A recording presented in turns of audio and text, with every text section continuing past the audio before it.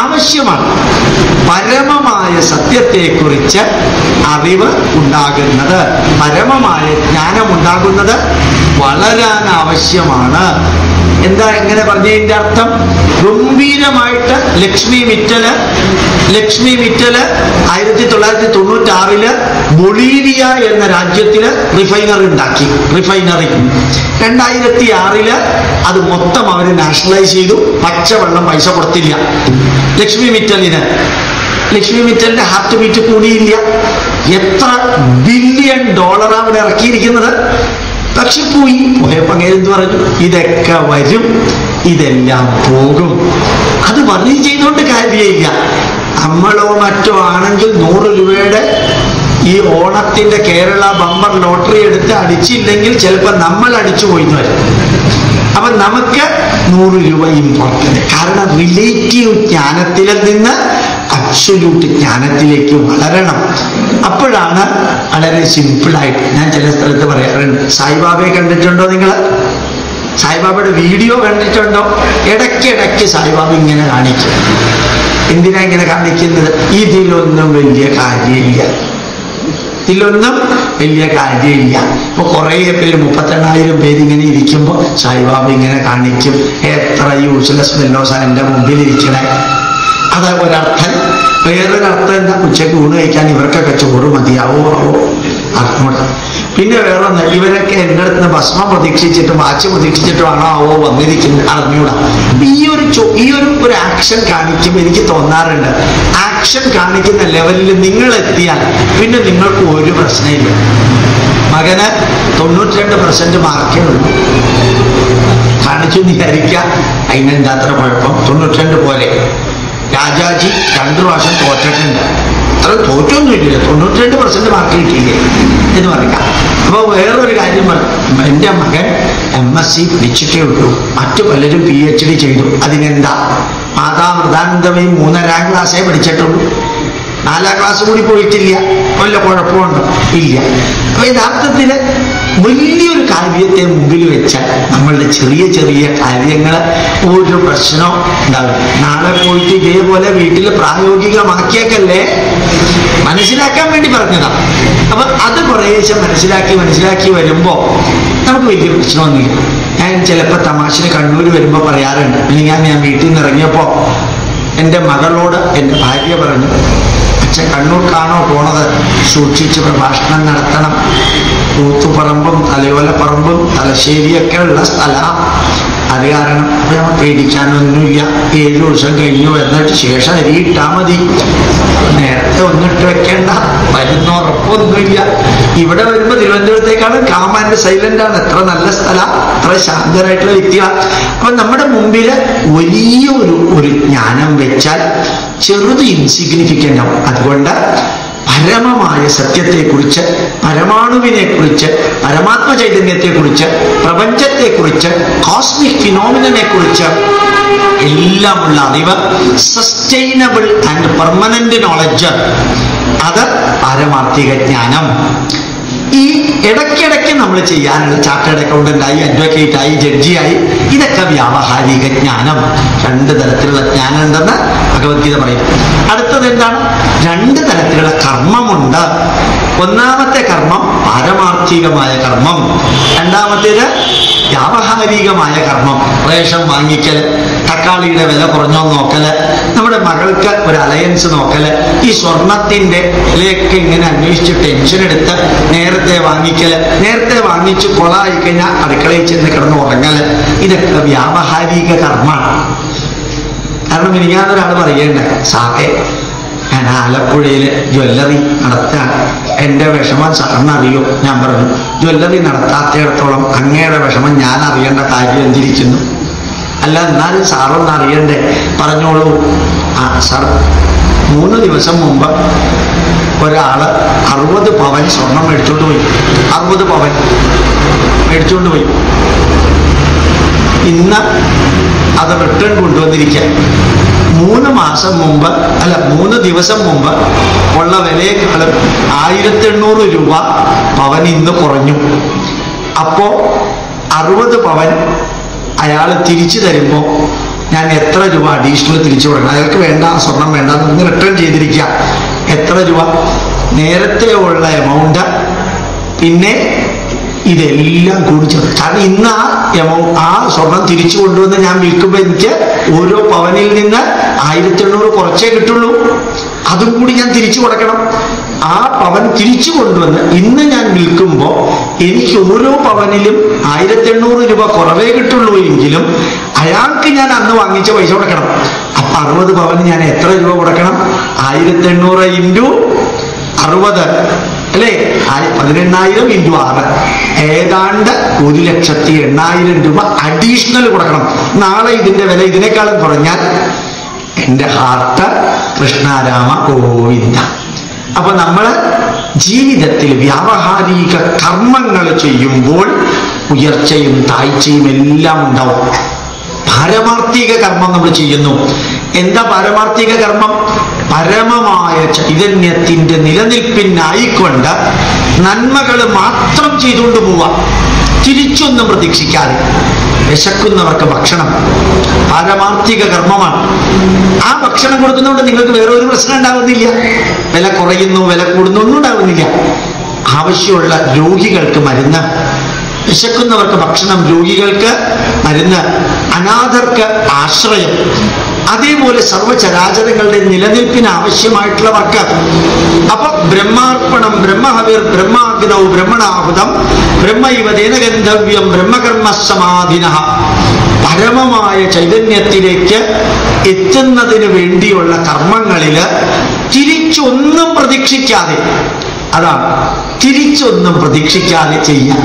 ഞാൻ ചിലപ്പോഴൊക്കെ എവിടെയെങ്കിലും പ്രോഗ്രാം ഉണ്ടാവുമ്പോൾ നേരത്തെ എന്നെ അറിയിക്കാറുണ്ട്. ഒന്ന് ബൊക്കെ പാടില്ല, പൊന്നാട പാടില്ല, മെമന്റോ പാടില്ല, ഈ കസേര വലിയ രാജസിംഹാസനം മാർത്താണ്ഡ പറഞ്ഞ പോലെ സാമൂതിരി മഹാരാജാവിനെ പോലെയുള്ള കസേര വേണ്ട, പിന്നെ വലിയ വെൽക്കം ഒന്നും വേണ്ട. കാരണം ഈ പൊന്നാടയോ ബൊക്കെയോ കൊടുക്കണമെങ്കിൽ ആർക്കാ കൊടുക്കേണ്ടത്?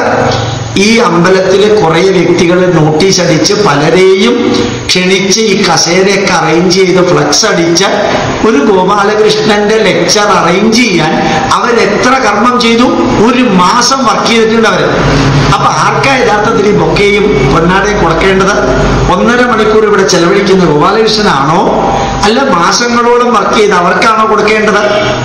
അപ്പൊ യഥാർത്ഥത്തില് പരമമായ വർക്ക് ചെയ്യുന്ന വ്യക്തികൾ അവരെന്താ തിരിച്ചു പ്രതീക്ഷിച്ച്? ഈ ക്ഷേത്രത്തിലെ ഭാരവാഹികള് ഒരു പ്രഭാഷണം നടത്തുമ്പോൾ എന്താ അവർ പ്രതീക്ഷിച്ചത്? ഒരാള് നല്ലത് പറയില്ല. മാത്രമല്ല ആളെന്ന് ഫോൺ വിളിച്ചു പറഞ്ഞു എന്ന് വരും, ഞങ്ങൾ 5, 6, 10, 15 പേര് നിൽക്കായിരുന്നു, കസേര ഉണ്ടായിരുന്നില്ല. ഭഗവത്ഗീത നന്നായിരുന്നു എന്ന് പോലും പറയില്ല. തെറ്റാണോ ശരിയാണോ എന്നല്ല ഞാൻ പറഞ്ഞത്. അപ്പൊ തിരിച്ചൊന്നും പ്രതീക്ഷിക്കാതെ, ചിലപ്പോൾ തിരിച്ച് നെഗറ്റീവ് പ്രതീക്ഷിച്ച് അല്ലെങ്കിൽ നെഗറ്റീവ് സംഭവിച്ച് നമ്മൾ സമർപ്പണ ബോധത്തോടു കൂടി ചെയ്യുന്ന കർമ്മങ്ങളെല്ലാം പാരമാർത്ഥിക കർമ്മങ്ങളാണ്. അത് നല്ല രീതിയിൽ ഈശ്വര ആരാധന. പാരമാർത്ഥിക കർമ്മം ചെയ്ത ഒരാള് രാമായണത്തിലുണ്ട്. ആരാണത്? അതാണ് ഹനുമാൻ. ഹനുമാൻ തിരിച്ചൊന്നും പ്രതീക്ഷിച്ചിട്ടില്ല. നിങ്ങൾക്കൊരു കഥ അറിയാം.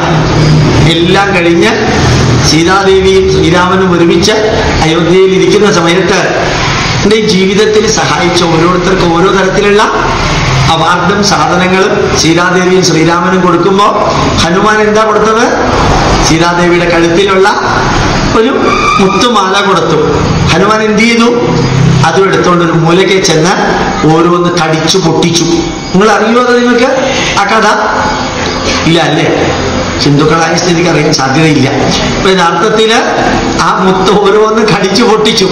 ഇത് കണ്ട് സീതാദേവി, ഒരു കഥയാണ്, സീതാദേവി ദേഷ്യത്തിൽ ഹനുമാനെ വിളിച്ചു പറഞ്ഞു, നീ തനി കുറഞ്ഞനാണ്.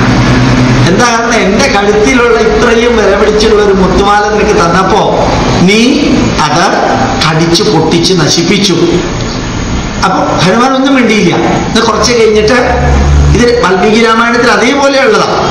അത് കുറച്ച് കഴിഞ്ഞ് സീതാദേവി ചോദിച്ചു, നീ എന്തിനാണ് പൊട്ടിച്ചത്? അപ്പൊ ഉടനെ മറുപടി വന്നത്, അതിൽ ഒരു മുത്തിലും ശ്രീരാമനും സീതയും ഇല്ല. അപ്പൊ ശ്രീരാമനും സീതയും ഇല്ലാത്തതുകൊണ്ടാണോ കടിച്ചു പൊട്ടിച്ചത്? അപ്പൊ നിന്റെ ഹൃദയത്തിനകത്തുണ്ടോ? ഉണ്ട്. അപ്പോഴാണ് ചില കലണ്ടറിൽ ഈ ഹനുമാൻ നെഞ്ചിങ്ങനെ പടർന്ന് കാണിക്കുന്ന ഒരു സീനുണ്ട്, കണ്ടിട്ടുണ്ടോ? ചില കലണ്ടറിൽ അത് ഈ സമയത്ത് കാണിച്ചു കൊടുക്കാം. ഈ സമയത്ത് ഹനുമാൻ സീതാദേവി കാണിച്ചു കൊടുക്കുക. മറ്റൊരർത്ഥത്തില് ഹനുമാൻ ചെയ്തത് നിഷ്കാമ കർമ്മമാണ്. റിസൾട്ട് പ്രതീക്ഷിക്കാത്ത കർമ്മം എന്നല്ല അതിന്റെ അർത്ഥം, റിവാർഡ് പ്രതീക്ഷിക്കാത്ത കർമ്മം. നിഷ്കാമ കർമ്മം എന്ന് പറഞ്ഞാൽ റിസൾട്ട് പ്രതീക്ഷിക്കാത്തതെന്നല്ല അർത്ഥം, റിവാർഡ് പ്രതീക്ഷിക്കാത്തത്. ഹനുമാൻ ഒരു അഭിനന്ദനത്തിന്റെ വാക്ക് പ്രതീക്ഷിച്ചിട്ടില്ല, ഒരു മാല പ്രതീക്ഷിച്ചിട്ടില്ല, ഒരു സ്ഥാനം പ്രതീക്ഷിച്ചിട്ടില്ല, ഒരു ബൊക്കെ പ്രതീക്ഷിച്ചിട്ടില്ല, എല്ലാവരും നല്ലത് പറയുന്നത് പ്രതീക്ഷിച്ചിട്ടില്ല, ആര് ചീത്ത പറയുന്നത് പ്രതീക്ഷിച്ചിട്ടില്ല. അപ്പൊ എൻ്റെ നിങ്ങളുടെ ജീവിതത്തില് നമ്മൾ ചെയ്യാനുള്ള പാരമാർത്ഥിക കർമ്മമുണ്ട്. അത് ഈ നിങ്ങളുടെ മനസ്സിന്, നിങ്ങളുടെ ശരീരത്തിന്, നിങ്ങളുടെ കുടുംബത്തിന്, നിങ്ങളുടെ സമൂഹത്തിന്, രാഷ്ട്രത്തിന് സസ്റ്റൈനബിൾ ആൻഡ് പെർമനന്റ്, ശാശ്വതമായ നന്മ വരുത്തുന്ന കർമ്മം ചെയ്തുകൊണ്ടേ പോവുക. തിരിച്ചൊന്നും പ്രതീക്ഷിക്കരുത്. തിരിച്ചൊന്നും പ്രതീക്ഷിക്കാതെ, പത്മശ്രീയും അഭിനന്ദനങ്ങളും പ്രതീക്ഷിക്കാതെ കർമ്മം ചെയ്യാൻ നിങ്ങൾ എത്ര വളർന്നോ അതാണ് യഥാർത്ഥ വളർച്ച. അതല്ലെങ്കിൽ വ്യാവഹാരിക ലോകത്തിൽ നമ്മളിങ്ങനെ കർമ്മം ചെയ്തുകൊണ്ടേയിരിക്കും. ആ ചെയ്ത് ചെയ്ത് ചെയ്ത് കഴിയുമ്പോൾ ഒരു സ്ഥലത്ത് എത്തില്ല. അവസാനം ഈ കർമ്മത്തിൽ ഇങ്ങനെ, ഞാൻ പറയുന്ന ഒരു ഉട്ടോപ്പിയൻ സിദ്ധാന്തമൊന്നും അല്ലാട്ടോ, എൻ്റെയും നിങ്ങളുടെയും ജീവിതത്തിലുള്ളതാ. ഞാനൊരു സന്യാസിയൊന്നുമല്ല, ഞാൻ വ്യാവഹാരിക ലോകത്തിൽ ജീവിക്കുന്ന ആളുടെ കസേരയിൽ ഇരുന്നു കൊണ്ട് ഞാൻ നിങ്ങളോട് സംസാരിക്കുകയാണ്. അല്ലാതെ കുറെ ഉപദേശിക്കാൻ വേണ്ടി അല്ല ഗോപാലകൃഷ്ണൻ ഇവിടെ വന്നത്.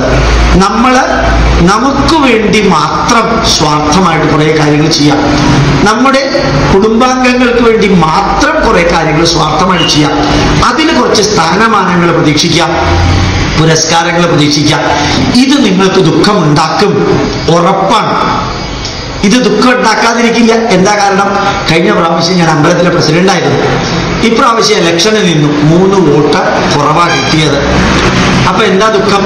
ഞാൻ കഴിഞ്ഞ വർഷം ഇത്രയും വർക്ക് ചെയ്തിട്ട്, സമർപ്പണ ബോധത്തോടുകൂടി വർക്ക് ചെയ്തിട്ട്, അവസാനം എനിക്ക് 3 വോട്ടിന്റെ കുറവിൽ ഞാൻ അമ്പലത്തിലെ പ്രസിഡന്റ് സ്ഥാനം എനിക്ക് കിട്ടിയില്ല.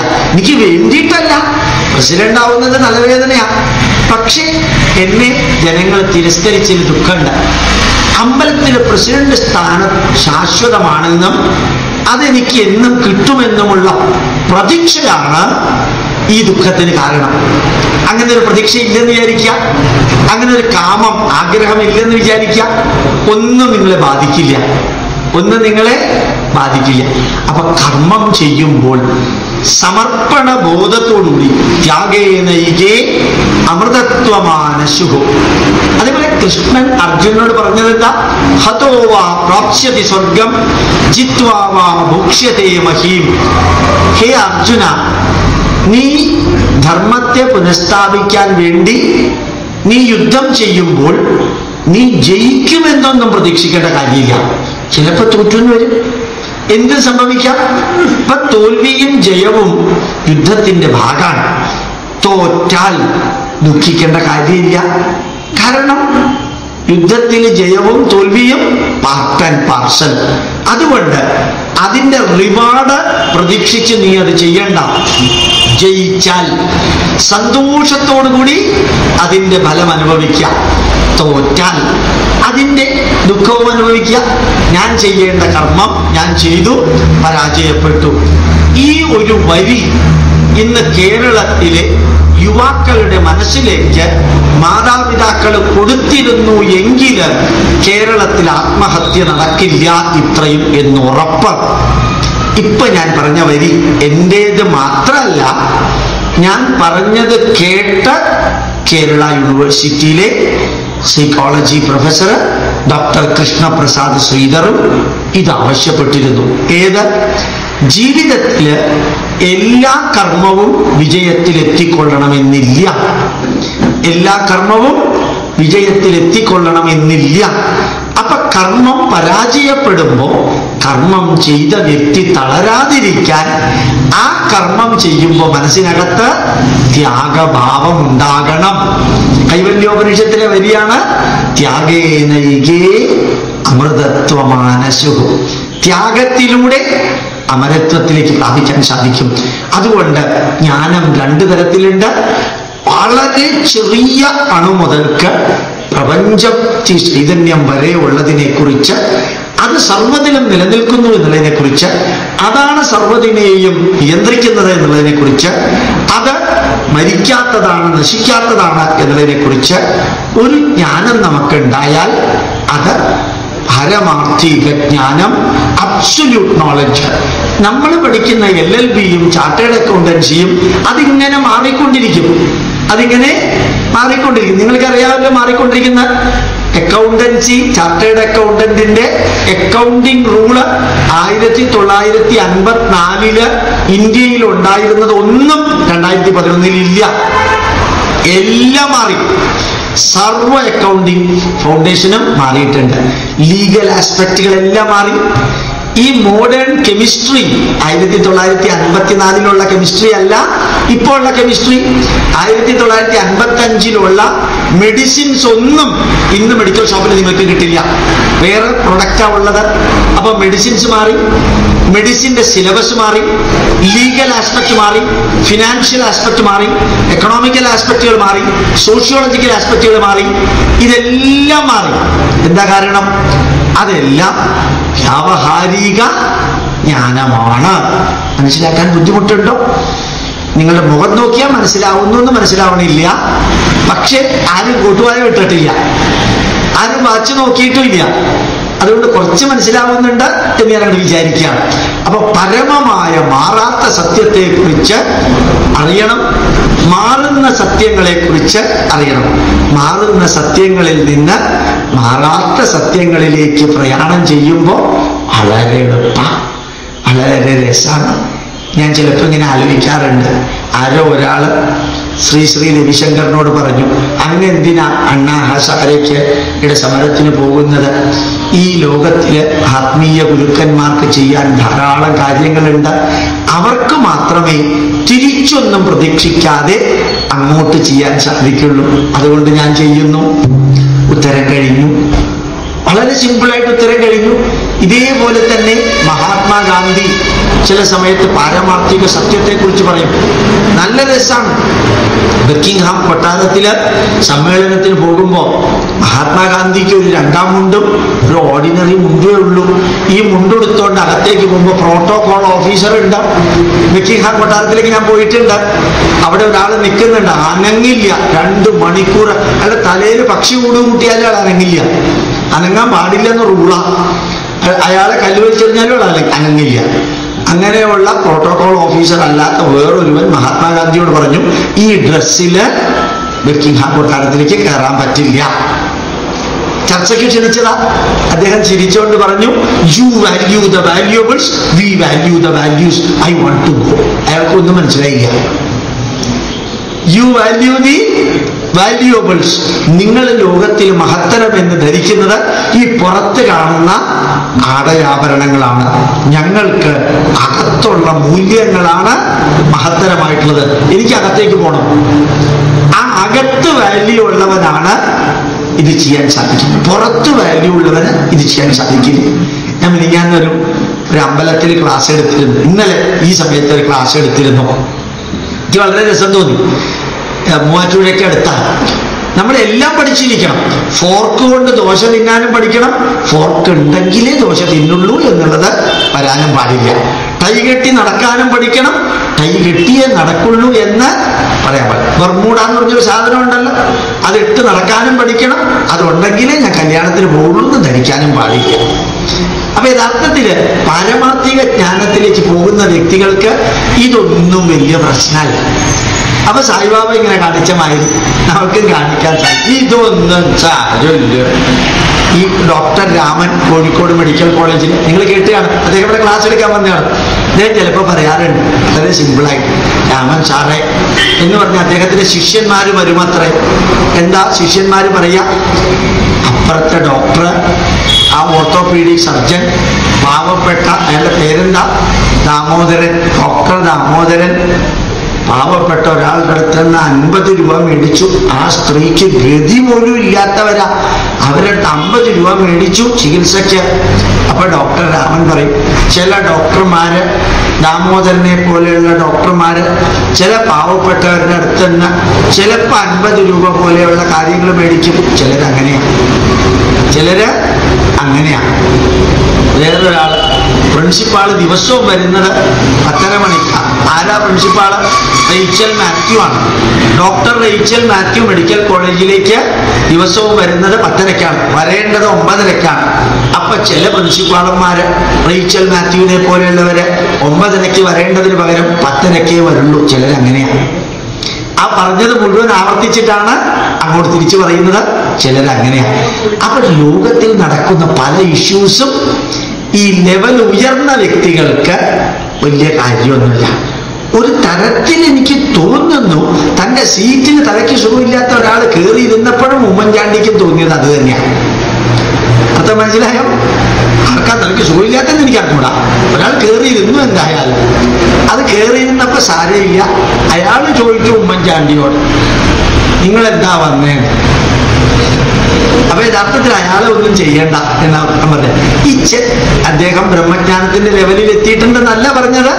പക്ഷെ വ്യാവഹാരിക ലോകത്തില് ചില അറിവുകൾ നമ്മൾ കയറി പോയാൽ ആ അറിവ് അപ്പുറത്തേക്ക് ക്രോസ് ചെയ്യുമ്പോൾ പാരമാർത്ഥിക ലോകത്തില് എത്തിച്ചേരും. പാരമാർത്ഥിക ജ്ഞാനത്തിലേക്ക്, പാരമാർത്ഥിക സത്യത്തിലേക്ക്, പാരമാർത്ഥിക വസ്തുതകളിലേക്ക് കയറുമ്പോൾ നമ്മളുടെ ജീവിതത്തിലെ ദുഃഖങ്ങളുടെ എണ്ണവും വണ്ണവും കുറയും. രണ്ടാമത്തെ വാക്ക് പാരമാർത്ഥിക കർമ്മം, വ്യാവഹാരിക കർമ്മം. വ്യാവഹാരിക കർമ്മത്തിൽ നമ്മളിങ്ങനെ ഒഴിഞ്ഞ് കുറെ കഴിയുമ്പോൾ തോന്നും ഇതിലൊന്നും വലിയ അർത്ഥമില്ല. നിങ്ങൾ മകളെ വളർത്തി മകനെ വളർത്തി കുറെ കഴിഞ്ഞ് അവർക്ക് ജോലിയൊക്കെ കിട്ടിക്കഴിയുമ്പോൾ അവരൊരു ലെവലിൽ എത്തുമ്പോൾ അച്ഛനോ അമ്മയോ എന്തെങ്കിലും ഒരു വാക്ക് പറയുമ്പോൾ ഇത്രയും കാലം നമ്മൾ വളർത്തി വലുതാക്കി കൊണ്ടുവന്നത് ഒന്നും ചിന്തിക്കാതെ മകളും മകനും തിരിച്ചെന്തെങ്കിലും പറയുമ്പോൾ അമ്മയ്ക്കും അച്ഛനും തോന്നും ഇതൊക്കെയാണ് മക്കളെ ലോകം. വെറുതെ ജീവിതത്തിൽ ഇവർക്ക് വേണ്ടി മാത്രം ജീവിച്ചു. അപ്പൊ ചെയ്ത കർമ്മത്തില് പലതും തിരിച്ചു പ്രതീക്ഷിച്ചപ്പോ അവസാനിച്ചത് ദുഃഖത്തിലാണ്. ഞാൻ എൻ്റെ മകനെ നോക്കേണ്ടതെല്ലാം നോക്കിയിട്ടുണ്ട്, ചെയ്യേണ്ടതെല്ലാം ചെയ്തിട്ടുണ്ട്. ഇനി ഞാൻ അവർക്ക് വേണ്ടി മാത്രമല്ല ജീവിക്കുന്നത്, ഞാൻ എനിക്ക് വേണ്ടിയും ധർമ്മത്തിന് വേണ്ടിയും രാഷ്ട്രത്തിന് വേണ്ടിയും ജീവിക്കുമെന്ന് തീരുമാനമെടുത്ത വ്യക്തികൾക്ക് ഈ കർമ്മത്തെക്കുറിച്ച് ദുഃഖിക്കേണ്ടി വരില്ല. ഞാൻ ഉറപ്പിച്ചു പറയുന്നു. പക്ഷെ നമ്മള് മകളിലും മകനിലും വീട്ടിലും ദോശയിലും സാമ്പാറിലും മാത്രം കർമ്മം ഒതുക്കുമ്പോ പാരമാർത്ഥിക കർമ്മത്തിലേക്ക് മറ്റെല്ലാം മറക്കുന്നു. മറ്റെല്ലാം മറന്നു കഴിയുമ്പോ നമുക്ക് ഇതിൽ നിന്ന് കിട്ടുന്ന ദുഃഖം താങ്ങാൻ പറ്റാതെ വരും. സത്യത നമുക്ക് എല്ലാവർക്കും സംഭവിക്കുന്നതാണ്. മകനെ നോക്കി മകനെല്ലാം തിരിച്ചു തരുമെന്ന് പ്രതീക്ഷിക്കുന്നു. കുറെ കൂടി അങ്ങോട്ട് കടന്നു നോക്കുക. ഈ ലോകത്തിൽ വേദനിക്കുന്നവരുണ്ട്, വിശക്കുന്നവരുണ്ട്, വൃദ്ധരുണ്ട്, അനാഥരുണ്ട്, രോഗികളുണ്ട്. അവർക്ക് കൂടി വേണ്ടി ഒന്ന് കുറെ കർമ്മം ചെയ്തു നോക്കുക. ആ കർമ്മം ചെയ്യുമ്പോൾ, പാരമാർത്ഥിക കർമ്മം ചെയ്യുമ്പോൾ നിങ്ങൾക്ക് ലഭിക്കുന്ന സന്തോഷം, സുഖം, സംതൃപ്തി, ചാരിതാർത്ഥ്യം, ബഹുമാനം മറ്റെല്ലാത്തിനേക്കാളും വലുതാണ്. അതുകൊണ്ട് അത് തന്നെയാണ് ഈ അണ്ണാ ഹസാരെ അദ്ദേഹത്തിന്റെ നിരാഹാരം പിൻവലിച്ചോ എന്ന് എനിക്ക് അറിഞ്ഞൂടാ, ഞാൻ മാത്രം നോക്കിയില്ല. ഇത്രയും പട്ടിണി കിടന്നപ്പോ ഭാരതത്തിലെ യുവതലമുറ ഒരു ബസ്സിന് പോലും കല്ലെറിയാതെ, ഒരു നെഗറ്റീവും ചെയ്യാതെ ഭാരതം മുഴുവനും ഒരു മനുഷ്യന്റെ പുറകിൽ കൂടി. അണ്ണാ ഹസാരെ എന്ന് പറയുന്ന വ്യക്തിയെ കുറിച്ച് വളരെ അടുത്ത കാലത്താണ് കേൾക്കാൻ തുടങ്ങിയത്. അദ്ദേഹം എന്താ ചെയ്തത്? അദ്ദേഹം വേണ്ടെന്ന് വെക്കുക ചെയ്തത്, വേണമെന്ന് വെക്കുകയല്ല ചെയ്തത്. അദ്ദേഹം ചെയ്യുന്നതിനോട് യോജിക്കുന്നവർ ഇതിനകത്തുണ്ടാവാം, വിയോജിക്കുന്നവരുണ്ടാക്കാം. അതൊക്കെ നിങ്ങളുടെ സ്വാതന്ത്ര്യം. ഞാൻ അതിനെക്കുറിച്ച് കിടക്കുന്നില്ല. ഞാൻ പറഞ്ഞത് നമ്മൾ ചെയ്യുന്ന കർമ്മങ്ങൾ. പിന്നെ അണ്ണാ ഹസാരെ ഇടയ്ക്കൊരു വരി പറയുണ്ടായി, ജോ ആത്മീ ലോഗ് അന്തർ ബൈഠെ എയർ कंडीशन में हम सुबह आराम से बैठते हैं, वो आत्मी लोगों के लिए हमारे जैसे आत्मी लोगों के प्रॉब्लम के बारे में बिल्कुल जानने की अवसर नहीं है. तो हम उसको समझाना क्या क्या हो रहा है भारत में. ദുഃഖിക്കുന്നവരുടെ വേദന അവർക്കറിയാൻ പറ്റണില്ല. അതുകൊണ്ട് അവർക്കിതൊന്നൊരു പ്രശ്നമല്ല, നമുക്കിതൊക്കെ പ്രശ്നമാണ്. അപ്പോ പാരമാർത്ഥിക ജ്ഞാനത്തിലൂടെ പോയവരുടെ, പാരമാർത്ഥിക കർമ്മത്തിലൂടെ പോയവരുടെ പുറകില് ജനലക്ഷങ്ങളുണ്ട്. അതല്ലാതെ പോയവരുടെ പുറകില് എത്ര പേരുണ്ട്? എല്ലാവരും ബാധിക്കാനും ജയിക്കാനും ഒക്കെ ഉണ്ടാവുമായിരിക്കാം. അപ്പൊ യഥാർത്ഥത്തില് ഭഗവത്ഗീത നമ്മളോട് ഉപദേശിക്കുന്നു, അർജുന, ഒരു രാഷ്ട്രത്തിന് ധർമ്മം സ്ഥാപിക്കുക എന്നുള്ളത് നിന്റെ സ്വാർത്ഥതയ്ക്ക് വേണ്ടിയാകരുത്. നിന്റെ സ്വാർത്ഥത ജയിച്ച് രാജാവായി ഹസ്തിനപുരത്തിന് സുഖലോലുപനായി ജീവിക്കാൻ സാധിക്കുമെന്ന സ്വാർത്ഥതയോടുകൂടിയാണ് നീ യുദ്ധം ചെയ്യുന്നതെങ്കിൽ നീ ദുഃഖിക്കേണ്ടി വരും. പക്ഷേ ധർമ്മം ലോകത്തിൽ നിലനിർത്തേണ്ടത് ആ ധർമ്മം ആചരിക്കുന്നവരിലൂടെയാണ്. അധർമ്മം ലോകത്തിൽ നിലനിൽക്കുന്നത്, അധർമ്മം ലോകത്തിൽ നിലനിൽക്കുന്നത് അധർമ്മം ചെയ്യുന്നവരിലൂടെയാണ്. അർത്ഥം മനസ്സിലായി? ധർമ്മം നിലനിൽക്കുന്നത് ധർമ്മം ചെയ്യുന്നവരിലൂടെയും അധർമ്മം നിലനിൽക്കുന്നത് അധർമ്മം ചെയ്യുന്നവരിലൂടെയുമാണ്. ആ അധർമ്മം ചെയ്യുന്നവരെ ധർമ്മത്തിന്റെ പന്ഥാവിലേക്ക് കൊണ്ടുവരാൻ ചെയ്യേണ്ടതെല്ലാം ചെയ്തിട്ടും അത് പ്രയോജനപ്പെടുന്നില്ല എങ്കിൽ പിന്നെ എങ്ങനെയാ അധർമ്മത്തെ ഇല്ലാതെയാക്കുക? ആ ധർമ്മം ചെയ്യുന്നവരെ ഉന്മൂലനം ചെയ്ത് അധർമ്മത്തെ ഇല്ലാതെയാക്കണം. അതിന് നീ ഒരു നിമിത്ത മാത്രം, ഭവ സവ്യസാചിൻ, നീ ഒരു ഉപകരണം മാത്രമാണ്, നീ ഒരു ഉപകരണം മാത്രമാണ്. അപ്പൊ കർമ്മം ചെയ്യുന്നവരുടെ മനസ്സിൽ എന്താ ഉണ്ടാവേണ്ടത്? I am only a tool in the hands of omnipotent, omnipresent divine power. ഞാൻ ഈ പരമമായ സത്യത്തിന്റെ, ചൈതന്യത്തിന്റെ മുമ്പിൽ ഒരു ഉപകരണം മാത്രം. ആ ഉപകരണമായ ചിറ്റികയ്ക്ക് എവിടെ അടിക്കണം, എങ്ങനെ അടിക്കണം എന്ന് തീരുമാനിക്കാനുള്ള അവകാശമില്ല. ചിറ്റിക കയ്യിൽ പിടിച്ചിരിക്കുന്ന ആളാണ് ഡിസിഷൻ എടുക്കേണ്ടത്. അതുകൊണ്ട് ലോകത്തില് രണ്ടു തരത്തിലുള്ള കർമ്മമുണ്ട്. തിരിച്ച് റിസൾട്ടും റിവാർഡും പ്രതീക്ഷിച്ചുകൊണ്ടുള്ള കർമ്മങ്ങള് ദുഃഖത്തിന് കാരണമാവും, ചിലപ്പോൾ സന്തോഷത്തിനും കാരണമാവും. റിവാർഡ് പ്രതീക്ഷിക്കാതെ മാനവരാശിക്കും പ്രപഞ്ചത്തിനും സമർപ്പിച്ചുകൊണ്ട് നേരത്തെ പറഞ്ഞ ആ വരി ബ്രഹ്മാർപ്പണം മഹവീർ, അതിലൂടെ ചെയ്യുന്ന കർമ്മം നിങ്ങൾക്ക് ദുഃഖം തരുന്നില്ല, നിങ്ങൾക്ക് സന്തോഷവും തരുന്നില്ല. കാരണം അത് നിങ്ങൾക്ക് ആനന്ദം തരുന്നു. കാരണം ആ കർമ്മം ചെയ്യൽ തന്നെയാണ്, ആ കർമ്മം ചെയ്യൽ തന്നെയാണ് ആനന്ദത്തിന് കാരണം. ഈ അമർനാഥിലേക്ക് നിങ്ങൾ ആരെങ്കിലും പോകുമ്പോൾ നിങ്ങൾക്ക് കാണാം, ബാൾട്ട എന്ന് പറയുന്ന സ്ഥലമുണ്ട്. ആ ബാൾട്ടായിൽ ഇറങ്ങി കഴിയുമ്പോൾ തണുത്ത് കോച്ചി വിറങ്ങലിച്ചിങ്ങനെ നിൽക്കുന്ന ഒരവസ്ഥയുണ്ട്. അവിടെ ചെല്ലുമ്പോൾ ഏതാണ്ട് ഒരു 60-70 ഹോട്ടലുണ്ട്. നിങ്ങളെ വിളിച്ചകത്തേക്ക് കയറ്റും, നിങ്ങളെ കൊണ്ട് പരമാവധി ഭക്ഷണം തീറ്റിക്കും, ഒരൊറ്റ പൈസ മേടിക്കില്ല. പക്ഷേ ആ പ്ലേറ്റിലിട്ട ഭക്ഷണത്തിന്റെ ഒരു ചപ്പാത്തിയുടെ കഷ്ണം നിങ്ങൾ കളഞ്ഞാൽ ആ പ്ലേറ്റ് തിരിച്ചെടുപ്പിച്ച് അതും തീറ്റിക്കും. അർത്ഥം മനസ്സിലായോ? 24 മണിക്കൂർ 100-150 ഐറ്റം നിങ്ങൾക്ക് തിന്നാൻ കിട്ടും. ഒറ്റ പൈസ കൊടുക്കണ്ട. നിങ്ങൾ എത്ര പ്രാവശ്യം മേടിച്ചു എന്ന് ഒരാളറിയില്ല. നിങ്ങൾ കുറെ മേടിച്ച് തിന്ന് അപ്പുറത്ത് വിളമ്പാൻ നിൽക്കുകയാണെങ്കിൽ നിങ്ങൾ ആരാന്നോ അവർ ചോദിക്കില്ല. ഞാൻ കണ്ടു കുറെ ക്രിസ്ത്യൻ പയ്യന്മാര് കഴുത്തിൽ കുരിശിട്ട് പട്ടിയാലയെന്ന് വന്നവര് ഇത് സർവ് ചെയ്യുന്നു. ആരാണ് നീ എന്ന് ആരും ചോദിച്ചിട്ടില്ല. ഒരു കണ്ടീഷൻ മാത്രം, തന്നെത്താനെ ഇമ്പോസ് ചെയ്യണം, വേസ്റ്റാക്കാൻ പാകത്തിന് കൊടുക്കരുത്. കോടി പ്രഭുക്കളും ലക്ഷപ്രഭുക്കളും അവിടെ ഇറങ്ങിയേ അമർനാഥത്തിലേക്ക് പോകാൻ പറ്റുള്ളൂ. അവിടെ ഇറങ്ങിയാൽ അവിടെ ഹോട്ടലില്ല, പൈസ കൊടുത്ത് തിന്നാൻ പറ്റുന്ന ഒന്നുമില്ല. ഈ ബാൾട്ടായിലുള്ള ലങ്കർ എന്നതിന് പേര്, ഭക്ഷണം കഴിച്ചേ മതിയാവും. അവിടെ വെച്ച് നമുക്ക് ഈ പുരസ്കാരവും അഭിനന്ദനവും സർട്ടിഫിക്കറ്റും അതേപോലെ ബൊക്കെയും പൊന്നാടയും പ്രതീക്ഷിക്കാതെ കർമ്മം ചെയ്യൽ എന്താണെന്ന് മനസ്സിലാവും.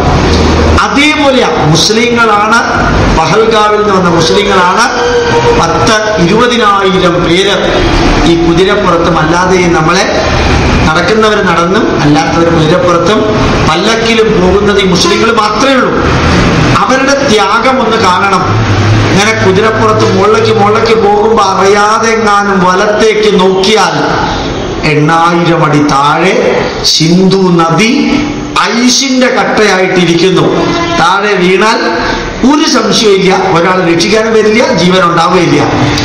അങ്ങനെ ഒറ്റ വരിയിലൂടെ അമർനാഥിലേക്ക് പോകുമ്പോൾ ഈ മുസ്ലിങ്ങൾ മേടിക്കുന്ന 1000-ഓ 2000-ഓ രൂപ അതിനേക്കാൾ എത്ര ഇരട്ടിയാവരും ത്യാഗത്തിൽ എത്തുന്നത്. അമർനാഥ് ഗുഹയുടെ അടുത്ത 4 കിലോമീറ്റർ അടുത്തെത്തുമ്പോൾ ദൂരെ നിന്ന് കാണാം ഗുഹ. അത് കഴിഞ്ഞ് അങ്ങോട്ട് 2 മീറ്റർ കനത്തിൽ ഐസാണ്. ഈ കേരളത്തിലിട്ട ഷൂസുമായിട്ടാണ് ഞാൻ പോയത്. ഒരു സ്റ്റെപ്പ് വെക്കുമ്പോൾ 2 സ്റ്റെപ്പാ വഴുക്കി വീഴുന്നത്. എന്നാൽ 4 കിലോമീറ്റർ ഏന്തി വലിച്ച്, കാരണം വീഴുമ്പോ ചന്തിയിടിച്ചാ വീഴണതേ, വേറെ പിടുത്തൊന്നുമില്ല, മരയില്ല, ചെടിയില്ല, ഒന്നുമില്ല. ഇതങ്ങ് ഇടിച്ചങ്ങോട്ട് പോകുമ്പോ അവിടെ ചെല്ലുമ്പോ വേറൊരു ഗതികേട്. അവസാനം മുകളിലേക്ക് കയറുമ്പോ ഷൂസ് ഊരണം, സോക്സ് ഊരണം, ഐസിലൂടെ നടക്കുകയും വേണം. വേറൊന്നുമില്ല, കാരണം അമ്പലത്തിൽ തൊടാൻ ഇത് വേണം. അപ്പോഴും ഈ മുസ്ലിങ്ങൾ നമ്മളെ വലത്തെ കയ്യിൽ പിടിച്ച് നമ്മൾ ഇതിന്റെ മുകളിലേക്ക് കയറ്റും. എനിക്കൊക്കെ നേരെ കയറാം. 70-75 വയസ്സായ തടിച്ച സ്ത്രീകൾ, പുരുഷന്മാർ തൊഴാൻ കയറുമ്പോ ഞാൻ ഉറപ്പിച്ചു പറയുന്നു, ഒരു ഭർത്താവും ഭാര്യയെ അങ്ങനെ മുകളിലേക്ക് കൊണ്ടുപോകാൻ സാധിക്കില്ല. ഒരു മകനും അമ്മയെ അങ്ങനെ കൊണ്ടുപോകാൻ സാധിക്കില്ല, ഈ മുസ്ലിങ്ങൾ കൊണ്ടുപോകുന്ന മാതിരി. ഞാൻ ചിലപ്പോൾ ആലോചിക്കാറുണ്ട്, ഈശ്വര, അതൊന്ന് വീഡിയോ എടുത്ത് ഈ ലോകത്തിന്റെ മുമ്പിൽ ഗവൺമെന്റ് ഓഫ് ഇന്ത്യ സമർപ്പിച്ചിരുന്നെങ്കിൽ ഭാരതത്തില് മതമൈത്രി തകരില്ല, വളരുകയേ ഉള്ളൂ. നിർഭാഗ്യവശാൽ ഇത് ആർക്കും അറിഞ്ഞൂടാ. ഞങ്ങൾ മുഴുവനും കണ്ട അനുഭവം. എൻ്റെ കൂട്ടത്തിൽ 7 ക്രിസ്ത്യാനികൾ ഉണ്ടായിരുന്നു.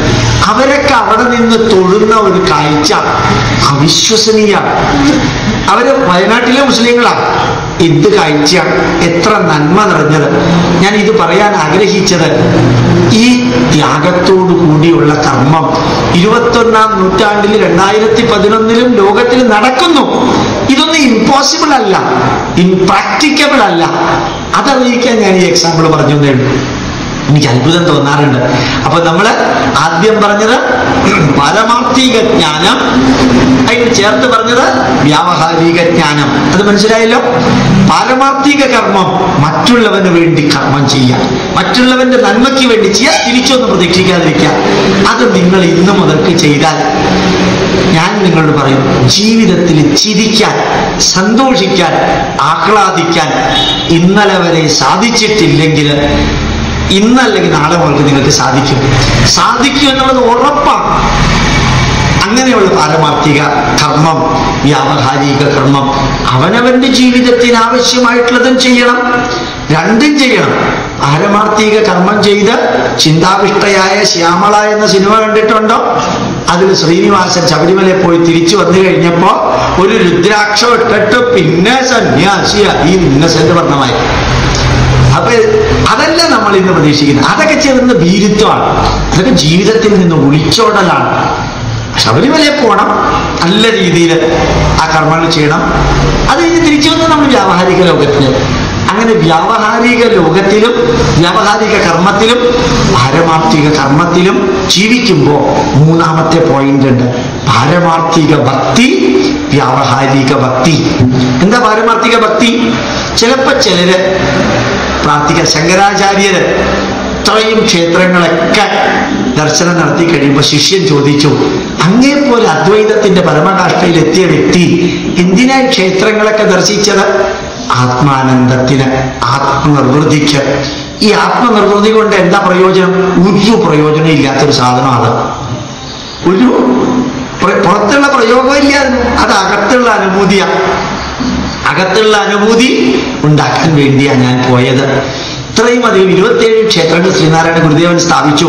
14 ക്ഷേത്രങ്ങൾ തന്റെ സാന്നിധ്യത്തിൽ ശിഷ്യന്മാരെ കൊണ്ട് സ്ഥാപിപ്പിച്ചു. 41 ക്ഷേത്രങ്ങൾ. അത് കഴിഞ്ഞപ്പോൾ നാരായണ ഗുരുദേവന് മനസ്സിലായി, ഇനി ഇതുപോലെയുള്ളത് നിർത്തി കുറെ കൂടി ഉള്ളിലേക്ക് അകത്തേക്ക് ജനങ്ങളെ കൊണ്ടുപോകണം. അപ്പൊ ഓംകാരം മാത്രം എഴുതി, വിളക്ക് മാത്രം വെച്ചു തുടങ്ങി. അപ്പൊ കുറെ കൂടി അബ്സല്യൂട്ട് ഭക്തിയിലേക്ക് പോകുമ്പോൾ നമ്മുടെ മനസ്സിൽ ചിലപ്പോൾ എൻ്റെ അടുത്ത് ചിലർ വിളിച്ച് ചോദിക്കാറുണ്ട്, എനിക്ക് കുറച്ച് ഭക്തിയുണ്ട്, എന്താ പ്രാർത്ഥിക്കേണ്ടതെന്ന് ഒരു പിടുത്തമില്ല സാറേ. ഏറ്റവും കൂടുതൽ ചോദിക്കാറുള്ളത് കോട്ടയം, ചങ്ങനാശ്ശേരി, ചെങ്ങന്നൂര്, മാവേലിക്കരയിലെ ക്രിസ്ത്യൻ പെൺകുട്ടികളാണ്. അവരെ വിളിച്ച് ചോദിക്കാം, സാറേ എന്താ പ്രാർത്ഥിക്കേണ്ടത്? ഞങ്ങൾ ബൈബിളിൽ പ്രാർത്ഥിക്കുന്ന കർത്താവേ അത് തരണേ ഇത് തരണേ എന്നൊക്കെയാണ്. എന്താ പ്രാർത്ഥിക്കേണ്ടത്? പ്രാർത്ഥിക്കേണ്ടത് ഒന്ന് മാത്രം, പ്രായോഗിക ഭക്തിയെ പാരമാർത്ഥിക ഭക്തിയിലേക്ക് ആക്കാൻ പ്രായോഗിക വ്യാവഹാരികമായ ഭക്തി. ഗണപതി ഹോമം നടത്തുന്നു, പുഷ്പാഞ്ജലി നടത്തുന്നു, അമ്പലത്തിൽ വരുന്നു, ശൈല പ്രദക്ഷിണം ചെയ്യുന്നു, നിർമാല്യം തൊഴുന്നു, ഇതൊക്കെ വ്യാവഹാരിക ഭക്തി. പാരമാർത്ഥിക ഭക്തി എന്താ? കണ്ണടച്ച് പരമമായ ചൈതന്യവും ആത്മചൈതന്യവും തമ്മിലുള്ള ഒരു ബന്ധം സ്ഥാപിച്ച് തിരിച്ചൊന്നും ഈശ്വരനോട് ചോദിക്കുന്നേ ഇല്ല. എനിക്ക് ലോട്ടറി അടിക്കണേ, അതടിക്കണേ. ഇത് ചിലരൊക്കെ പതിവുണ്ടല്ലോ. ഗുരുവായൂർ അമ്പലത്തില് 3 ലിറ്റർ പാൽപായസം വഴിപാടിന്. എന്തിനാ വഴിപാടിന് കൊടുത്തതെന്നറിയോ? ജയിക്കുമെന്ന് ഉറപ്പില്ലാത്ത മകന് ഡിസ്റ്റിങ്ഷൻ കിട്ടാൻ. അവൻ ജയിക്കുന്ന ഉറപ്പൊന്നുമില്ല, ഡിസ്റ്റിങ്ഷൻ കിട്ടണം. എന്നാ പിന്നെ എന്തിന് 3 ലിറ്റർ കൊടുത്തത്? 3 ലിറ്റർ മതിയെന്ന് തോന്നി. അപ്പോ വേറൊരുവൻ 5 ലിറ്റർ കൊടുത്തു. അപ്പൊ ഗുരുവായൂരപ്പൻ ആർക്കായിരിക്കും ഡിസ്റ്റിങ്ഷൻ കൊടുക്കാൻ സാധ്യത? വേറൊരാൾ 10 ലിറ്റർ കൊടുത്തു. അപ്പൊ നമ്മളുടെ ചിന്തകള് ശരിക്കും നമുക്ക് ദുഃഖം ഉണ്ടാക്കാം. എന്താ കാരണം? വഴിപാടിന് കൊടുത്ത് ചിലത് തിരിച്ചു മേടിക്കുന്ന ഭക്തിയാണ്. അങ്ങോട്ട് കൊടുത്ത് ഇങ്ങോട്ട് മേടിക്കുന്ന ഭക്തിയാണെങ്കിൽ കന്നിമൊഴി ചെയ്തതിൽ വല്ല പ്രശ്നമുണ്ടോ? രാജ ചെയ്തതിൽ വല്ല പ്രശ്നമുണ്ടോ? ഈ കരുണാനിധി ചെയ്തതിൽ വല്ല പ്രശ്നമുണ്ടോ? ഇല്ല. കാരണം അങ്ങോട്ട് കൊടുത്ത് ഇങ്ങോട്ട് മേടിച്ചതാ. അപ്പൊ അത് മറ്റൊരു ഭക്തിയല്ലേ അത്? അപ്പൊ എവിടെ പറ്റി? അപ്പൊ ഈശ്വരന് വിളക്ക് വെച്ച് ശ്രീകോവില് മുഴുവനും ഭംഗിയായിട്ട് സ്വർണം പൂശാൻ കുറെ അധികം സ്വർണവും തുലാഭാരത്തിന് 76 കിലോഗ്രാം സ്വർണമൊക്കെ കൊടുത്തപ്പോ ഗുരുവായൂരപ്പന് സന്തോഷമായി. ഇയാൾ നമുക്ക് പറ്റിയ ഭക്തിയാ. കാരണം എന്താ? എനിക്ക് 76 കിലോഗ്രാം സ്വർണം ആരും ഇതുവരെ തന്നിട്ടില്ല, ഒരാള് തന്നു. അപ്പൊ ഈ ഗുരുവായൂരപ്പൻ ഈ സ്വർണത്തിന് വേണ്ടി ജീവിക്കുന്ന രീതിയാ. അങ്ങനെ നമ്മൾ ചെയ്തു പോയാൽ ആ ഭക്തിയില് ഡിസാറ്റിസ്ഫാക്ഷൻ ധാരാളം ഉണ്ടാവും. എന്താ കാരണം? 5 ലിറ്റർ പാൽപായസം വഴിപാടിന് കൊടുത്തിട്ട് മകന് ഡിസ്റ്റിങ്ഷൻ കിട്ടിയില്ലെന്ന് മാത്രമല്ല, അവൻ തോറ്റു. കുഴപ്പാരുടെയാ? ഗുരുവായൂരപ്പന്റെ. കുട്ടിയുടെ എല്ലാ കുഴപ്പം. കാരണം 5 ലിറ്റർ കൊടുത്തിട്ട് കുട്ടി ജയിച്ചില്ല. അപ്പോ വ്യാവഹാരിക ഭക്തി കാട് കയറുന്നതാണ്. Spirituality is becoming the disease and offering to the God is becoming symptom of disease. ആത്മീയത രോഗമാവുന്നു, വഴിപാടുകൾ രോഗലക്ഷണങ്ങളായി തീരുന്നു. പക്ഷേ ഈ വഴിപാടുകൾക്ക് ഒരർത്ഥമുണ്ട്. അത് നമ്മൾ ആരും ചിന്തിക്കുന്നില്ല. അമ്പലത്തിലെ ഭക്തിക്ക് ദേവയജ്ഞം, പിതൃയജ്ഞം, ഋഷിയജ്ഞം, ഭൂതയജ്ഞം, മനുഷ്യയജ്ഞം, പഞ്ചമഹായജ്ഞത്തിന് അമ്പലത്തിൽ വഴിപാടിന് കൊടുക്കുന്നത് ഈശ്വരനെ സുഖിപ്പിക്കാനല്ല. അങ്ങനെ ഒരു അറിവ് നമുക്ക് നിർഭാഗ്യവശാൽ ഇല്ലാതെ പോയി. അപ്പോ ദേവയജ്ഞം, ഋഷിയജ്ഞം, ഭൂതയജ്ഞം, പിതൃയജ്ഞം മനുഷ്യയജ്ഞത്തിന് വേണ്ടിയാണ് സമർപ്പിക്കുന്നത്. അത് ഞാനെടുത്ത ലോട്ടറി ടിക്കറ്റ് അടിക്കാൻ വേണ്ടിയല്ല എന്ന് മനസ്സിലായോ? അന്ന് വഴിപാടിന്റെ ഫലം കിട്ടിയാലും ഇല്ലെങ്കിലും നമുക്ക് സന്തോഷമില്ല, ദുഃഖമില്ല. കാരണം സമർപ്പിച്ചത് യജ്ഞഭാവത്തിലാണ്. ആ ഭക്തി യജ്ഞഭാവ ഭക്തിയാണ്. അവിടെ തിരിച്ചൊന്നും പ്രതീക്ഷിക്കുന്നില്ല. അതുകൊണ്ട് എന്നും ഓർമ്മിക്കാനുള്ളത് പരമമായ അബ്സല്യൂട്ട് ഡിവോഷനില് തിരിച്ചു പ്രതീക്ഷിക്കുന്നില്ല. ഏതുപോലെ അമ്മമാര് മക്കൾക്ക് ജന്മം നൽകി അവര് വളരുന്നത് കണ്ട് ആനന്ദിച്ച് അവര് വലുതാവണമേ എന്ന് പ്രാർത്ഥിക്കുമ്പോഴും അമ്മമാരുടെ മനസ്സിലൊന്നുണ്ട്, എന്തു ദുഃഖമുണ്ടെങ്കിലും ജഗദീശ്വര അനുഭവിക്കാൻ എനിക്ക് വിട്ടേക്കാം, എൻ്റെ മക്കൾക്കൊന്നും സംഭവിക്കരുതേ. ആ ഭക്തിയാണ് യഥാർത്ഥത്തില് അബ്സല്യൂട്ട് ഡിവോഷൻ. ശങ്കരാചാര്യ പറഞ്ഞൊരു വരിയുണ്ട്, കുമാതാ പുത്രാപി ന ഭവതി കുപിതാ തത്രാപി ഭവതി. നല്ലതല്ലാത്ത അച്ഛൻ എവിടെ വേണമെങ്കിലും കാണാം, നല്ലതല്ലാത്ത അമ്മ ഉണ്ടാവില്ല. മോശമായ അമ്മ ഉണ്ടാവില്ല. അമ്മയുടെ മനസ്സിൽ എന്നും മക്കൾക്ക് നന്മ വരണേ എന്നാണ്. ഞാൻ ചെയ്ത കർമ്മങ്ങളെല്ലാം എൻ്റെ മക്കളുടെ നന്മയ്ക്ക് വേണ്ടി ഉപയോഗിക്കണേ, അവർക്കൊന്നും സംഭവിക്കരുതേ. ഇതാണ് അബ്സല്യൂട്ട് ഡിവോഷൻ. എളുപ്പത്തിൽ മനസ്സിലാക്കാൻ ഈശ്വരനെ പ്രാർത്ഥിക്കുമ്പോഴും എന്താ പ്രാർത്ഥിക്കുക? ജീവിതത്തിൽ സുഖമുണ്ട്, ദുഃഖമുണ്ട്, ഉയർച്ചയുണ്ട്, താഴ്ചയുണ്ട്, ലാഭമുണ്ട്, നഷ്ടമുണ്ട്, ചിരിയുണ്ട്, കരച്ചിലുണ്ട്. ഇതെല്ലാം ജീവിതത്തിൽ ഉണ്ടെന്ന് എനിക്കറിയാം. ഇതെല്ലാം അനുഭവിച്ചുകൊണ്ട് മുമ്പോട്ട് പോകുമ്പോൾ ശരീരത്തിന് തളർച്ച വരാതിരിക്കാൻ, മനസ്സിനെ ചൈതന്യവത്താക്കാൻ എനിക്ക് സാധിക്കണം. നീ എന്നെ ചെയ്യണമെന്നല്ല, എനിക്ക് സാധിക്കണം, എനിക്ക് സാധിക്കണം. മറ്റൊരർത്ഥത്തില് അർഹിച്ചത് തരണമേ, ചോദിച്ചതല്ല തരേണ്ടത്. അർഹിച്ചത് തരപ്പോ പ്രായോഗിക, നമ്മൾ വ്യാവഹാരിക ഭക്തിയിൽ ഒരു കാര്യം ചെയ്തു എന്ന് വിചാരിക്കാം. വ്യാവഹാരിക ഭക്തി, സ്കോർപിയോ വണ്ടിയിൽ ഞാൻ വന്നു, ഇനി നാളെ അല്ലെങ്കിൽ 4 ദിവസം കഴിഞ്ഞ് ഞാൻ നേരെ തൃശ്ശൂർക്ക് പോകുമ്പോൾ എന്നോട് ഈ അമ്പലത്തിലെ പൂജാരി പറഞ്ഞു എന്ന് വിചാരിക്കാം, ഭയങ്കര ശക്തിയുള്ള ഈശ്വരനാണ്, ശിവനാണ് അകത്ത്. സാർ എന്തെങ്കിലും മനസ്സിൽ വിചാരിച്ച് ഒരു 10 രൂപ ഭണ്ഡാരത്തിലിട്ട് പൊക്കോളൂ, സാറിന്റെ കാര്യമൊക്കെ നടക്കുന്ന പൂജാരി പറഞ്ഞു എന്ന് വിചാരിക്കാം. ഞാൻ തീരുമാനിച്ചു, വണ്ടിയിലെ സ്കോർപിയോ വണ്ടിയിൽ 5 ലിറ്റർ പെട്രോൾ ഒഴിച്ച് 50 രൂപ തലയ്ക്കൊഴിഞ്ഞ് ശക്തിയുള്ള ദൈവത്തിന് ഭണ്ഡാരത്തിലിട്ട് ഈ വണ്ടി തൃശ്ശൂർ വരെ എത്തണമേ എന്ന് വിചാരിച്ചു. എത്തുമോ? 5 ലിറ്റർ പെട്രോള് ഡീസലേ ഒഴിച്ചിട്ടുള്ളൂ, പക്ഷെ 50 രൂപ ഞാൻ ഭണ്ഡാരത്തിൽ ഇട്ടിട്ടുണ്ട്. ശക്തിയുള്ള ഈശ്വരനാ. അപ്പൊ വണ്ടി പോവോ തൃശ്ശൂർ വരെ? 5 ലിറ്റർ ഡീസൽ കൊണ്ട് പോവില്ല. ഇത് തിരിച്ചറിയാൻ എൻ്റെ മുമ്പിലുള്ളവർക്ക് സാധിക്കണം. ചോദിച്ചത് തരാനുള്ള ജഡ്ജി അല്ല, ചോദിച്ചത് തരാനുള്ള പ്രധാനമന്ത്രി അല്ല, ചോദിച്ചത് തരാനുള്ള മുഖ്യമന്ത്രി അല്ല, ചോദിച്ചത് തരാനുള്ള ഇൻസ്പെക്ടർ ജനറൽ ഓഫ് പോലീസ് അല്ല ഈശ്വരൻ.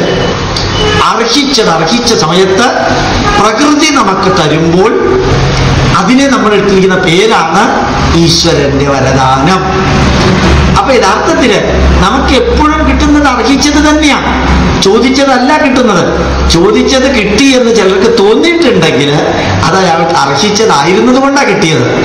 അതുകൊണ്ട് പരമമായ ഭക്തി, പാരമാർത്ഥിക ഭക്തി എന്ന് പറയുന്നത് നമ്മൾ ഏതൊന്നിനോടാണോ ഡിവോഷനും ഡെഡിക്കേഷനും സിൻസിയറിറ്റിയും കാണിക്കുന്നത്, ആ കാണിക്കുന്ന സമയത്ത് തിരിച്ചൊന്നും പ്രതീക്ഷിക്കുന്നില്ല. അങ്ങനെയാണ് സ്വാമി വിവേകാനന്ദൻ രാമകൃഷ്ണ പരമഹംസരോട് ഭക്തി ഉണ്ടായിരുന്നത്. രാമകൃഷ്ണ പരമഹംസരുടെ ഭക്തി കൂടി അവസാനം രാമകൃഷ്ണ പരമഹംസരുടെ മുമ്പിൽ തൊഴുതുകൊണ്ട് നിൽക്കുന്ന സമയത്താണ്, നിങ്ങൾ കേട്ടിട്ടുണ്ടാവും, ഇടത്തെ കാലിൽ ശക്തി ഉറപ്പിച്ചു വെച്ച് രാമകൃഷ്ണ പരമഹംസർ വലത്തെ കാലെടുത്ത് വിവേകാനന്ദന്റെ നെഞ്ചത്തൊരു ചവിട്ടിയോട്ടി, നെഞ്ചത്ത് ഒരു ചവിട്ടിയോട്ടി, പോ എന്ന് പറഞ്ഞ് അപ്പുറത്ത് മറിഞ്ഞു വീണു. ഇനി സാരമില്ല, എന്റെ ചൈതന്യം നിനക്ക് തന്നു, കാരണം നീ ഇന്നുവരെ എന്നോടൊന്നും ചോദിച്ചിട്ടില്ല. വിവേകാനന്ദനോട് പറഞ്ഞ വരിക, നീ ഇന്നുവരെ എന്നോടൊന്നും ചോദിച്ചിട്ടില്ല, എന്റെ എല്ലാം നിനക്ക് തന്നു. നെഞ്ചത്ത് ചവിട്ടി, കാലുകൊണ്ട് ചവിട്ടിയിട്ടാണ് കൊടുത്തത്. ഇതാണ് വിവേകാനന്ദന്റെ രാമകൃഷ്ണ പരമഹംസരോടുള്ള ഭക്തി. ഇങ്ങനെ ചിലർക്ക് ഭക്തിയുണ്ട്. സിസ്റ്റർ നിവേദിതയ്ക്ക് വിവേകാനന്ദനോട് ഭക്തി ഉണ്ടായിരുന്നു. ആ ഭക്തിയും ഇത് തന്നെയാണ്. ശ്രീകൃഷ്ണനോട് ഉദ്ധവർക്ക് ഭക്തി ഉണ്ടായിരുന്നു. ഉദ്ധവരൊന്നും തിരിച്ചു പ്രതീക്ഷിച്ചിട്ടില്ല, ഒന്നും ചോദിച്ചിട്ടില്ല. അവസാനം ഒരു ചോദ്യം ഉദ്ധവര് ശ്രീകൃഷ്ണനോട് ചോദിച്ചു, കൃഷ്ണ, 64 ദിവസം കൊണ്ട് സാന്ദീപനി മഹർഷിയുടെ ആശ്രമത്തിൽ നിന്ന് സർവ്വതും പഠിച്ചു പുറത്തേക്കിറങ്ങിയ നീയ് ഈ ലോകത്തിൽ നിന്ന് പലതും പഠിച്ചു. ലോകത്തിന് വേണ്ടി, എനിക്ക് വേണ്ടിയല്ല, നീ പഠിച്ചത് എന്താണെന്നൊന്ന് പറയണം. എങ്ങനെയാ പഠിച്ചതെന്ന് പറയണം. അതാണ് ഉദ്ധവഗീത. നിങ്ങളത് വായിച്ചാൽ, ഉദ്ധവഗീത വായിച്ചാൽ, ഞാൻ അക്ഷരാർത്ഥത്തിൽ പറയുന്നു, നിങ്ങൾ കരഞ്ഞു പോകും. എന്താ കാരണം? ഒന്നും മനസ്സിലാവില്ല, ഒന്നും മനസ്സിലാവില്ല. ഭാഗവതം എന്ന ഗ്രന്ഥത്തില് അത്രയും ഗംഭീരം, ഒന്നിൽ നിന്ന് അടുത്തതിൽ നിന്ന് അടുത്ത്, ഇതേപോലെ വേറെ ഒന്നും മനസ്സിലാവാത്ത ഒരു ഗ്രന്ഥം കൂടിയുണ്ട്, യോഗവാസിഷ്ടം. 32,000 ശ്ലോകം. 5 ശ്ലോകം വായിച്ചാൽ നമ്മൾ കയ്യും കെട്ടിയിരുന്ന് പറയും, ഇതിന്റെ ഇംഗ്ലീഷ് ട്രാൻസ്ലേഷൻ പോലും മനസ്സിലാവണില്ലല്ലോ ഈശ്വര. ഭാരതീയ വിദ്യാഭവനിൽ ഇറക്കിയിട്ടുണ്ട്. സംസ്കൃതം മനസ്സിലാവില്ല പോട്ടെ, എന്റെ ഇംഗ്ലീഷ് ട്രാൻസ്ലേഷൻ പോലും മനസ്സിലാവില്ലെന്ന് ഞാൻ പറയുന്നത് എന്റെ തോന്നൽ നിങ്ങളുടെ അടുത്ത് വിളമ്പല്ല. ഞാനത് വായിക്കാൻ നോക്കി. 1ാമത്തെ 8 വോളിയുണ്ടേ. 1ാമത്തെ വോളിയം വായിച്ചപ്പോഴത്തേക്ക് എനിക്ക് നല്ലോണം ഒരു കാര്യം മനസ്സിലായി, ഞാൻ വായിച്ചാൽ മനസ്സിലാവില്ല എന്ന്. ഞാൻ വായിച്ചാൽ മനസ്സിലാവില്ലെന്ന് മനസ്സിലായി. ഇത് ഞാൻ പറഞ്ഞതെന്ത്, നമ്മളുടെ ലോകത്തിലെ ഭക്തി, ഡിവോഷൻ, അത് ഉദ്ധവൻ എങ്ങനെയാണോ കൃഷ്ണനോട് ഉണ്ടായിരുന്നത്, കുചേലൻ ഉണ്ടായിരുന്നത് അതല്ല. കുചേലൻ തിരിച്ചു പ്രതീക്ഷിച്ചു. വീട്ടിൽ ചെല്ലുമ്പോ എന്റെ ഭാര്യ പലതും ചോദിക്കും, കൊടുക്കണം. പ്രഹ്ലാദൻ ഉണ്ടായിരുന്ന ഭക്തി ഒന്നും പ്രഹ്ലാദൻ ചോദിച്ചിട്ടില്ല, ഒന്നും പ്രഹ്ലാദൻ ചോദിച്ചിട്ടേ ഇല്ല. നരസിംഹമൂർത്തിയുടെ മുമ്പില് വന്ന് നിന്നപ്പോ തൊഴുതുകൊണ്ട് ചിരിച്ചുകൊണ്ട് നിൽക്കാൻ, അച്ഛനെ കൊന്നിട്ടിരിക്കുക, പശുവിനെ കൊന്നിട്ടിരിക്കണ മാതിരി. എന്നിട്ടും പ്രഹ്ലാദന് ഒരു വിഷമമില്ല, ഇങ്ങനെ തിരിച്ചുകൊണ്ടിങ്ങനെ നിൽക്കാൻ. ഇത് കഥയാണ്.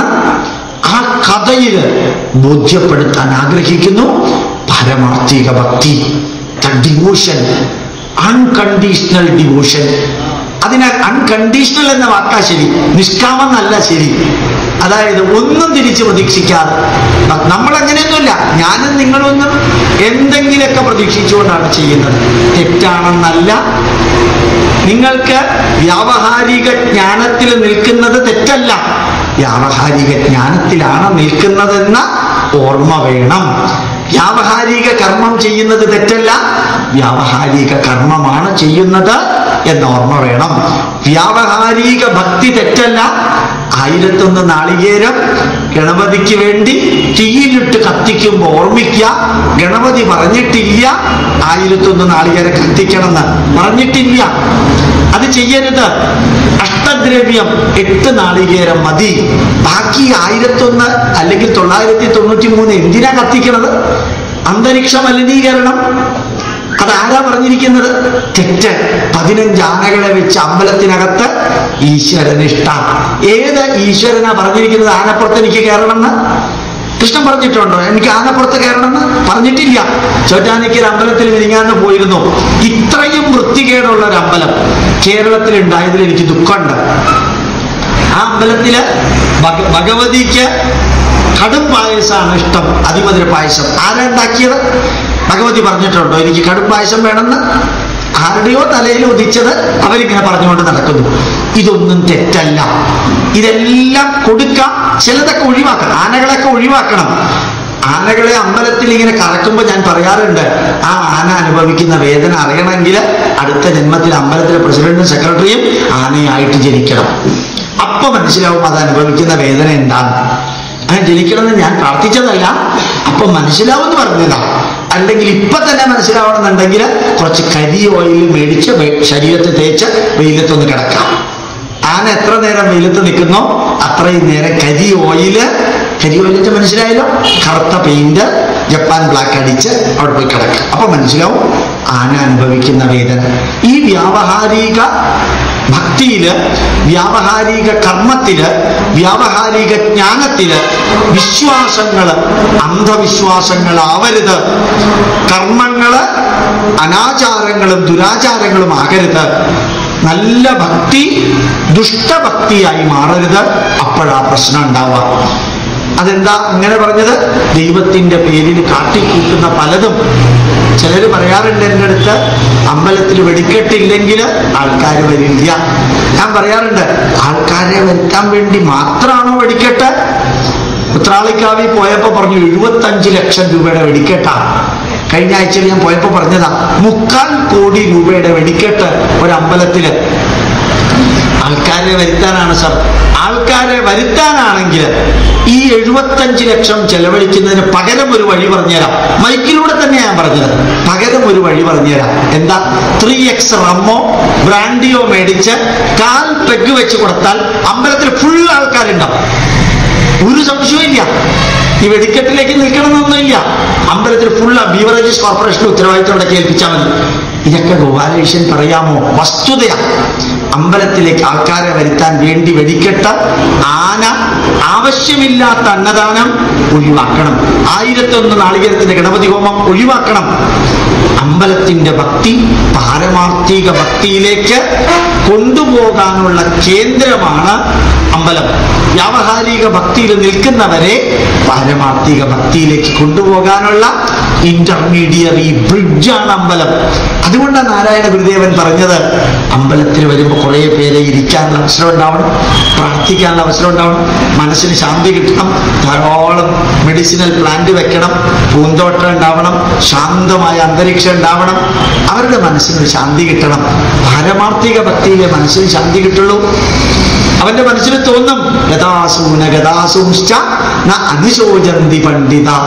നല്ല ഭക്തിയുള്ള മനുഷ്യന്, നല്ല ജ്ഞാനമുള്ള മനുഷ്യന്, നല്ല കർമ്മം ചെയ്യുന്ന മനുഷ്യന് പാരമാർത്ഥിക ജ്ഞാനം, പാരമാർത്ഥിക കർമ്മം, പാരമാർത്ഥിക ഭക്തിയുള്ളവന് ഗതാസൂന ഗതാസൂശ്ച, കാര്യങ്ങൾ വന്നുകൊണ്ടിരിക്കും, അന്നത് പോയിക്കൊണ്ടിരിക്കും, അത് അയാളെ ബാധിക്കില്ല.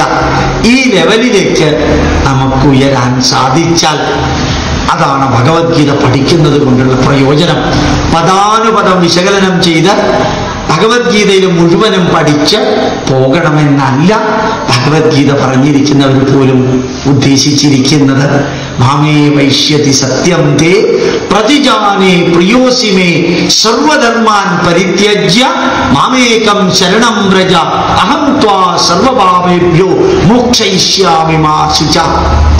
ഞാൻ എന്നും പ്രാർത്ഥിക്കാറുള്ള ഭഗവത്ഗീതയിലെ വരി ഇതാണ്. വളരെ നല്ല മാമേ വൈശ്യതി. ഇത് നിങ്ങൾ പറ്റുമെങ്കിൽ അമ്പലത്തിന്റെ മുമ്പിൽ ഇരുന്ന് പറയും. മാമേ വൈശ്യതി. കൃഷ്ണൻ അർജുനനോട് പറയുക, അർജുന, നീ എനിക്ക് പ്രിയപ്പെട്ടവനാണ്, നിന്നോട് ഞാൻ സത്യം ചെയ്യുന്നു. മാമേ വൈശ്യതി അഹം തേ സത്യം. സത്യം തേ പ്രതിജാനേ പ്രിയോസി മേ. നീ എനിക്ക് വേണ്ടപ്പെട്ടവനാണെന്ന് അറിഞ്ഞുകൊണ്ട് ഞാൻ സത്യം ചെയ്യുന്നു. സർവധർമാൻ പരിത്യജ്യ, ആവശ്യമില്ലാത്ത ദുരാചാരങ്ങളും വിശ്വാസങ്ങളും മാറ്റി, സർവധർമാൻ, ആവശ്യമില്ലാത്ത ദുരാചാരങ്ങളും അനാചാരങ്ങളും ധർമ്മമാണെന്ന് ധരിച്ചിരിക്കുന്നതും പരിത്യജ്യ, ഉപേക്ഷിച്ച് മാമേകം ശരണം വ്രജ, ഞാൻ പറയുന്നത് നീ കേൾക്കുക. ഞാൻ എന്താ പറഞ്ഞത്? അബ്സൊല്യൂട്ട് ജ്ഞാനമുണ്ട്, അബ്സൊല്യൂട്ട് കർമ്മമുണ്ട്, അബ്സൊല്യൂട്ട് ഡിവോഷൻ ഭക്തിയുണ്ട്. അതിലേക്ക് നീ നീങ്ങിയാൽ ഒരു കർമ്മം ഞാൻ, അഹം ത്വാ സർവപാപേഭ്യോ മോക്ഷയിഷ്യാമി മാ ശുച. നിന്നെ ഞാൻ പ്രൊട്ടക്ട് ചെയ്തോളാം. I will protect you. Sreekrishnan ഇംഗ്ലീഷിലല്ല പറഞ്ഞത്, ഞാൻ ഇംഗ്ലീഷിലാക്കിയേ ഉള്ളൂ. അഹം ത്വാ സർവപാപേഭ്യോ മോക്ഷയിഷ്യാമി മാ ശുച. എന്റെ പ്രിയപ്പെട്ടവനെ, നിന്നെ ഞാൻ സംരക്ഷിച്ചോളാം. കാരണം നിന്റെ മനസ്സിൽ ഇപ്പോൾ ഉള്ളത് ഒരു രാജ്യത്തിന്റെ ഭരണാധികാരിയായി കസേരയിൽ ഇരിക്കാനുള്ള മോഹമൊന്നുമല്ല. അങ്ങനെ ഒരു ചിന്തയും നിനക്കില്ല. മരണത്തോടുള്ള ഭയവും നിനക്കില്ല. നിനക്കുള്ള കൺഫ്യൂഷൻ ഇവരെയെല്ലാം കൊല്ലുന്നത് ധർമ്മമാണോ അധർമ്മമാണോ എന്നുള്ളതാണ്. അതിപ്പോ മാറി. വ്യാവഹാരിക ലോകത്തിന് ജീവിക്കുമ്പോൾ ചിലതെല്ലാം ചെയ്യണം, അത് നീ ചെയ്യുന്നു, തിരിച്ചറിഞ്ഞു, അതിൽ നിന്ന് അപ്പുറത്തേക്ക് കിടക്കാം. വ്യാവഹാരിക ഭക്തി വേണം, അതിൽ നിന്ന് അപ്പുറത്തേക്ക് കിടക്കാം. വ്യാവഹാരിക ജ്ഞാനം വേണം, അതിൽ നിന്ന് അപ്പുറത്തേക്ക് കിടക്കാം. എന്തിന്? സസ്റ്റൈനബിൾ ആൻഡ് പെർമനന്റ് പീസ്, സ്ഥിരവും ശാശ്വതവുമായ മനസ്സമാധാനത്തിന്. മനസ്സ് സമാധാനത്തിലേക്ക് പോയാൽ ചിന്തകളുടെ സമാധാനമുള്ളതാവും. ചിന്തകൾ സമാധാനമുള്ളതാണെങ്കിൽ കർമ്മം സമാധാനമുള്ള കർമ്മമായിരിക്കും. റിസൾട്ടും സമാധാനത്തെ ഉണ്ടാക്കുന്ന റിസൾട്ടായിരിക്കും.